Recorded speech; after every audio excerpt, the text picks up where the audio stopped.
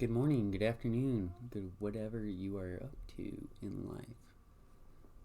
Hi, my name is Candy Can, and I'll be going over my Atraxa deck build-ish thing. It's a commander deck I've been, honestly, just started working on for like the past, I'd say 2 weeks. And, yeah, I'm excited to share with you if I need to. I think it'll be just easier if I point the camera down. Yeah, that looks better maybe. But we'll start with where you at?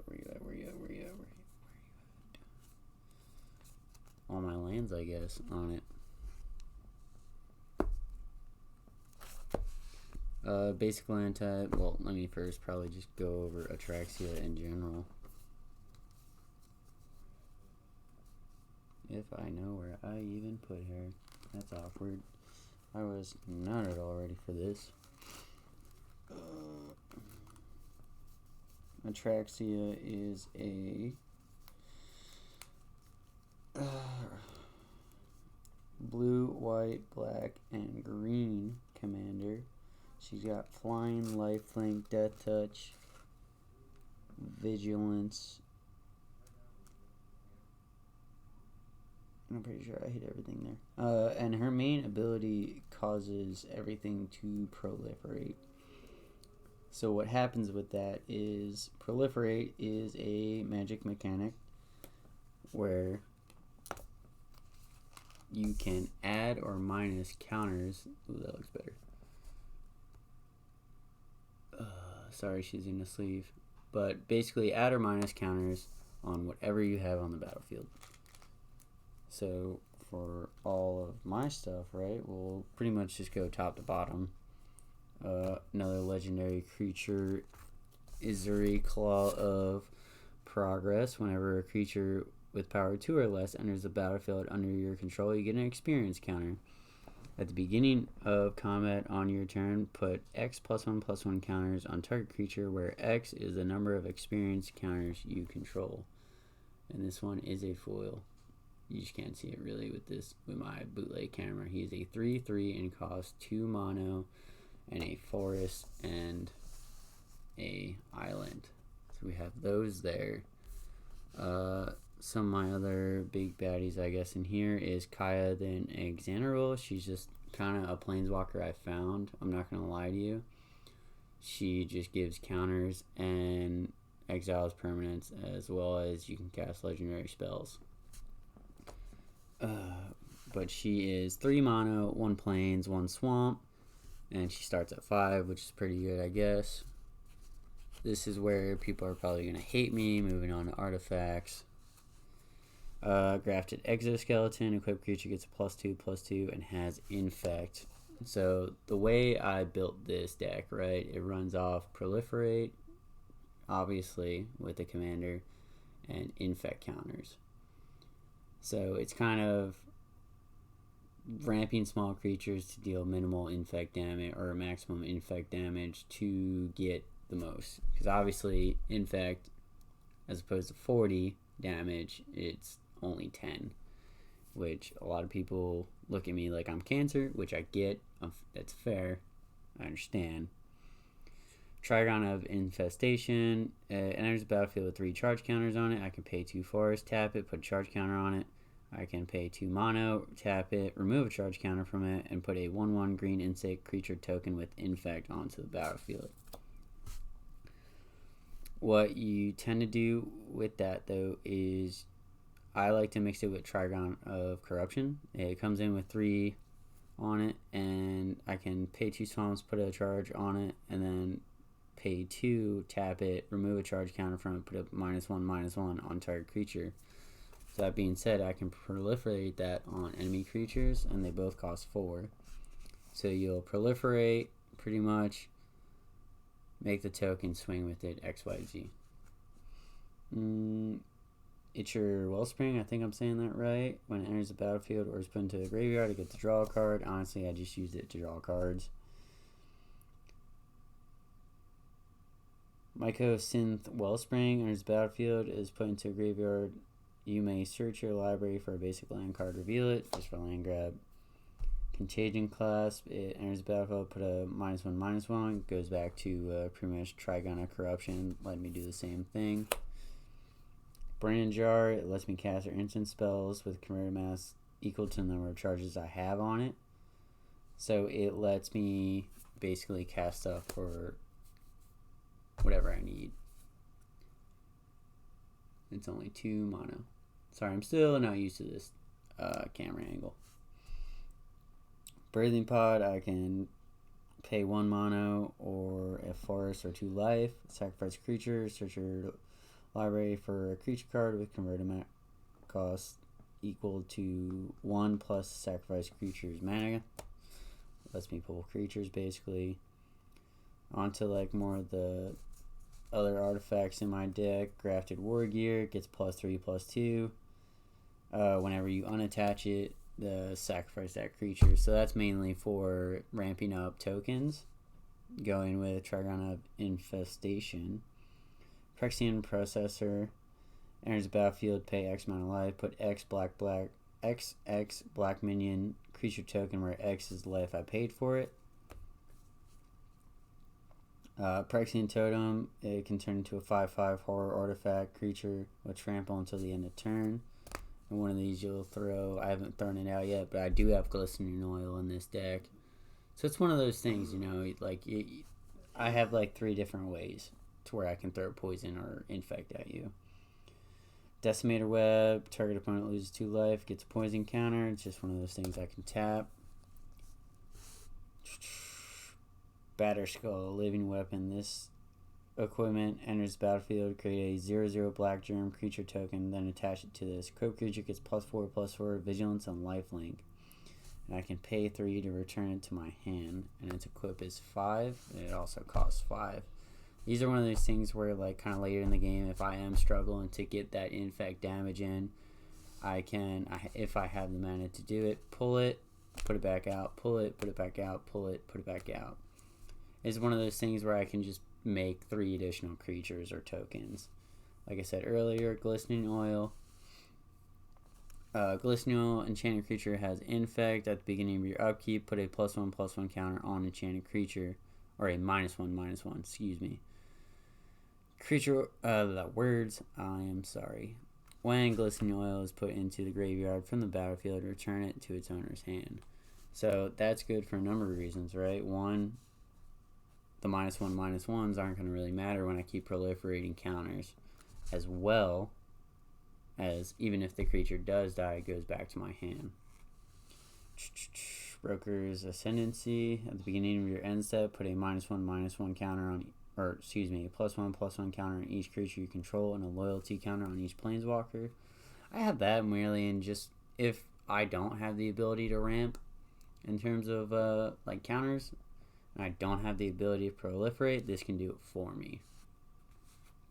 Psychic Rebuttal, basically counter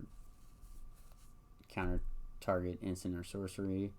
Soul Reap, destroy target non-creature. It's basically a fuck you, I'll be honest with you. Same as Duneblade, as well as my Phyrexian Rebirth.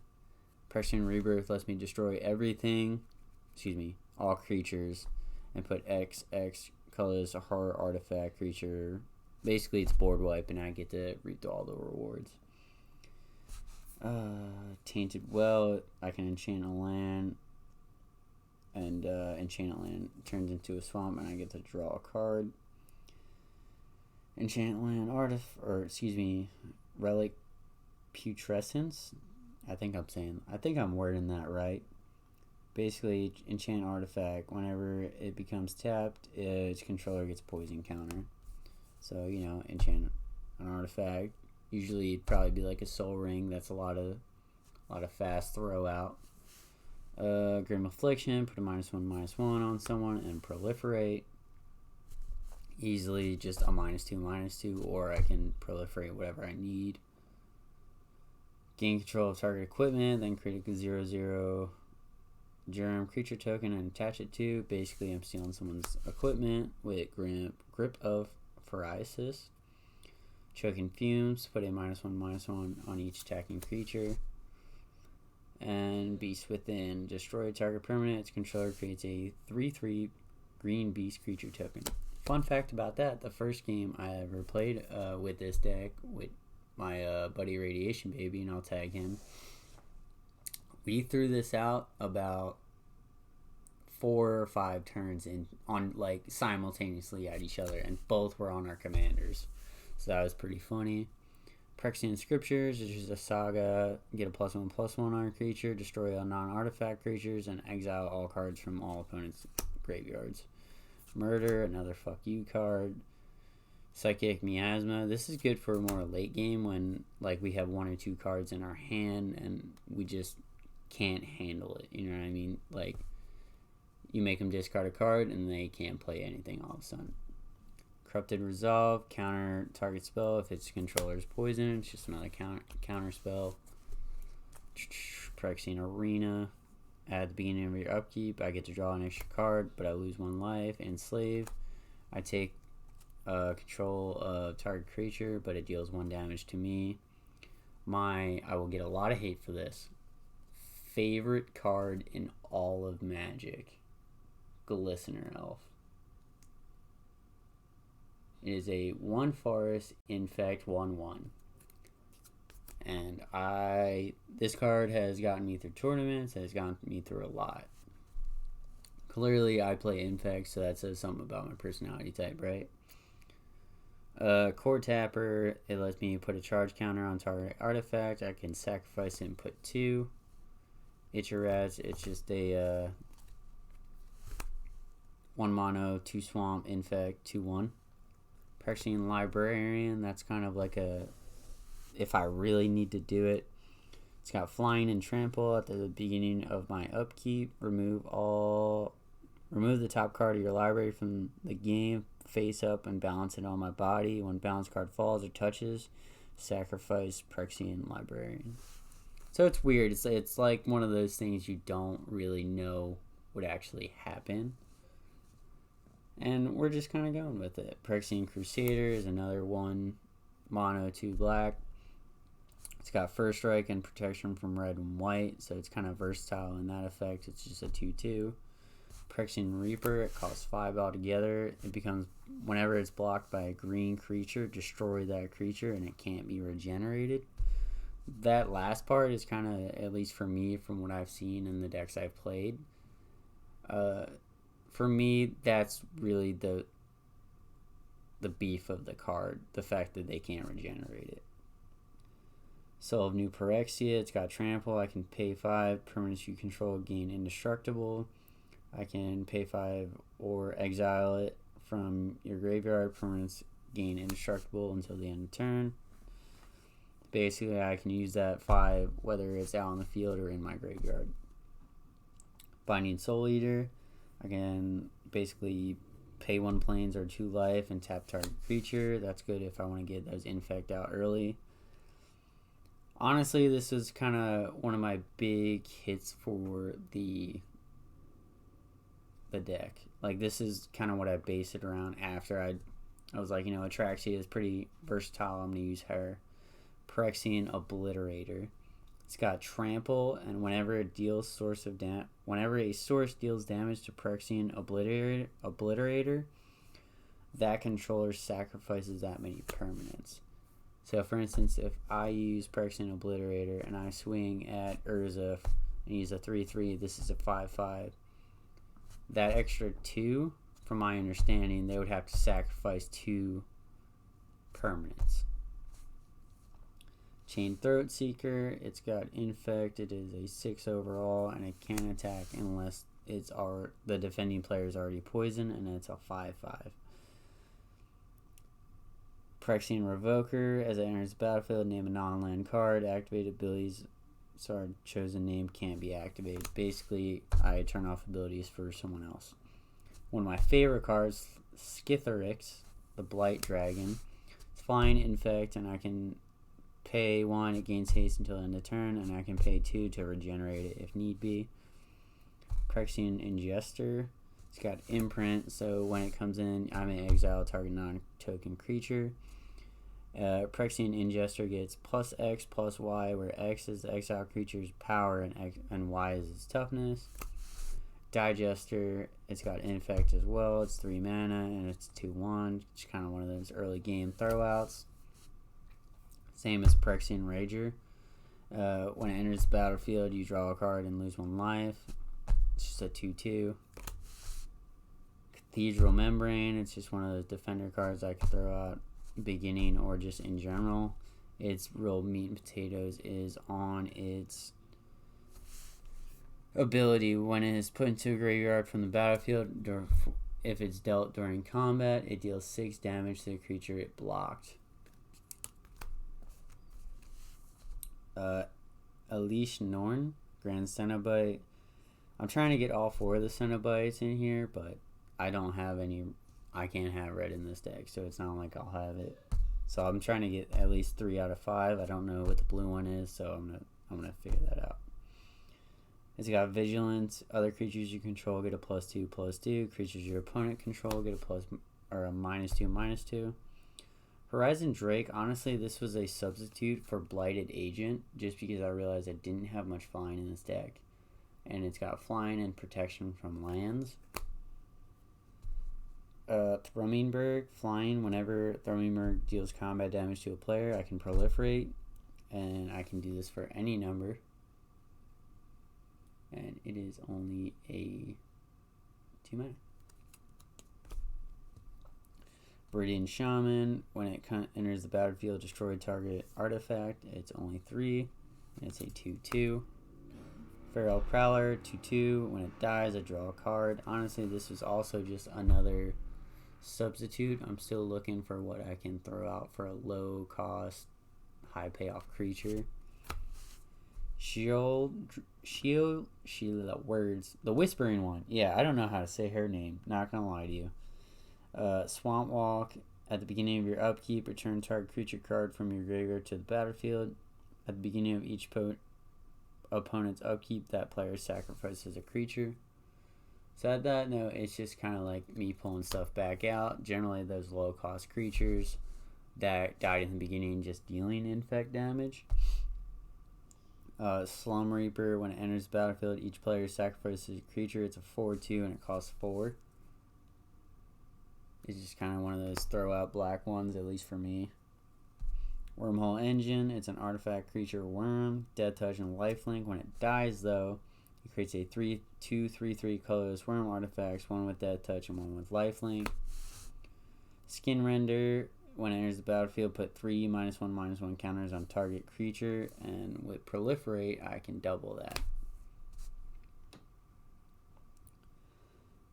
Deep Cavern Imp, this is also another substitute I've been working on. It's got flying and haste, but it has an echo cost where I have to discard the card, and it's a 2/2.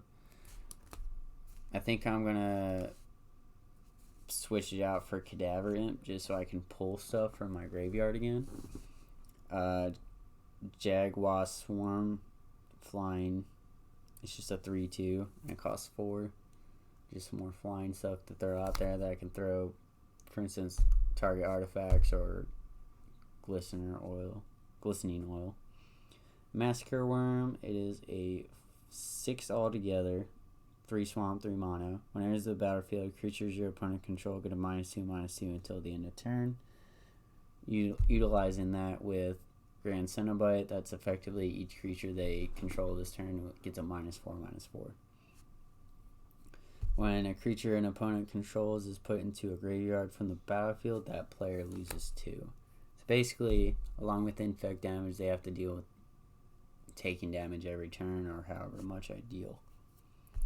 Tainted Monkey, I can tap it, choose a word, target player puts the top card of his or her library on his or her graveyard. If that card has a chosen word on it, that player loses 3 life. So I can mill them out as well as take life depending on the word. I don't think I'm allowed to say the same word just multiple times. Like, I would just say the. Like, you would see the on every card. And then it goes more or less into all my lands. I have more swamps in here because I have more black creatures. I only have 2 islands, about 5 forests, and I have all the Urzas. as well as a bunch of pay one X amount of times, get any color amount you want. I have a couple of ones that basically give you a swamp, forest, or island, X, Y, Z, as well as my where they at? Sorry about that.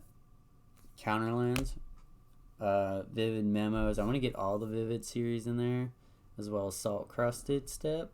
It comes into the battlefield. I have to put storage counters on it, and it has remove X storage counters on it, where X is mana in any combination of X or of forest or plains.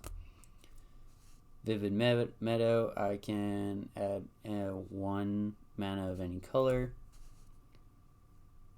Same thing with Dreadshot Reef in terms of Salt Crusted. Vivid Grove, Vivid Creek being any color. So yeah, let me fix that there. Sorry you get to see my dirty laundry on accident. But yeah, that is my guide, or I guess guide. My love for Atraxa. She's a beautiful card, and I just hope that they make more of at least the Praetors and Prexia in the future. So, thank you all for coming out. Have a good one. Bye.